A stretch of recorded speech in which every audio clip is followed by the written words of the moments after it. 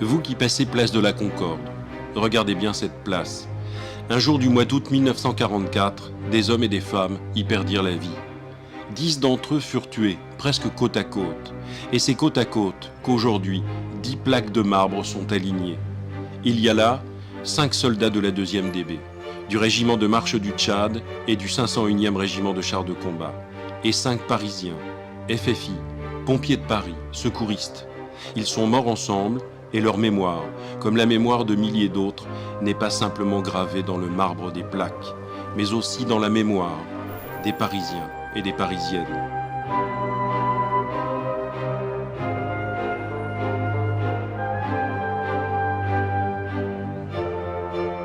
Merci d'accueillir un jeune Parisien, Aurélien Saget, qui va parler de la mémoire de Paris, qui est une part de l'âme de Paris.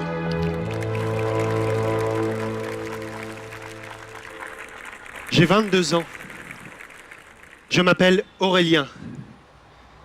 Et je suis ici pour vous, acteur de la libération de Paris, de la libération du pays.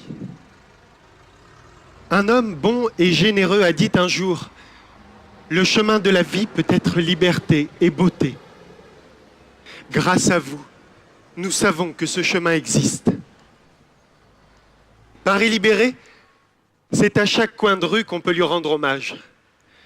Il n'y a pas eu, au jour de la libération, un seul endroit qui n'ait connu un geste de courage, un moment de bonheur ou de drame.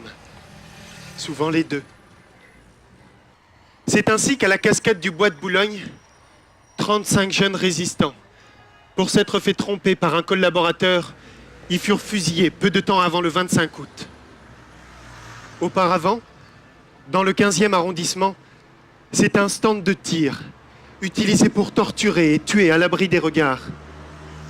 Parmi les victimes, Pierre, Jacques, Lucien, Pierre et Jean, jeunes étudiants du lycée Buffon. À l'heure de mourir, ils gardaient l'espoir d'une victoire proche et certaine. Un peu plus loin, ce sont 2 étudiants allemands, Hans et Sophie Scholl, membres du groupe de la Rose Blanche. Ils sont exécutés au printemps 1943 pour avoir tenté de toucher les consciences et de lancer un appel à la paix.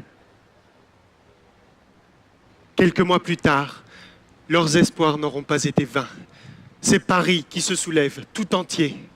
Les soldats de Leclerc entrent dans la capitale.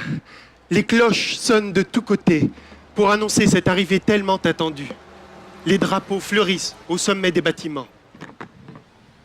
Au centre de la ville, les combats font rage. Les tirs fusent de tous côtés.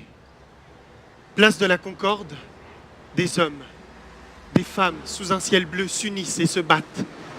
Résistants, soldats sont ensemble dans une fraternité retrouvée. Si la place de la Concorde retrouve son vrai sens dans Paris libéré, c'est grâce à Pierre Lègle, Marcel Bizien, Georges Mestrazzi, Georges Fontaine et Lopez Ross de la 2e DB, et aussi Jean-Claude Touche, secouriste, Michel Mouchet, pompier de Paris, Madeleine Brinet, infirmière, Guy Lecomte, FFI, et Georges Bailly, étudiant.